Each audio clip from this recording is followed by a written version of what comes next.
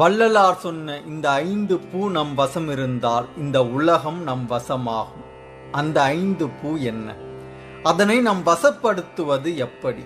அதன் மூலம் இந்த உலகம் எப்படி நம் வசமாகிறது என்று இந்த பதிவில் பார்க்க போகின்றோம். ஓங்கிய 5 இவைக்குள் ஒன்றின் ஒன்று திண்மை உற்றன, மற்றது அதுவும் பற்றுவன பற்ற.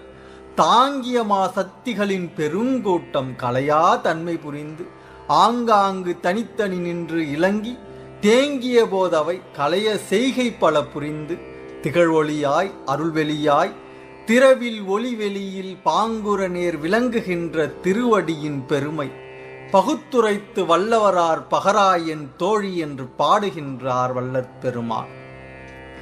உயர்ந்த 5 பூக்கள் ஒன்றிலிருந்து ஒன்று வலிமை பெற்றன. அப்படி அதுவாய் பற்ற வேண்டியவற்றை பற்றி செயல்பட அவற்றை தாங்கி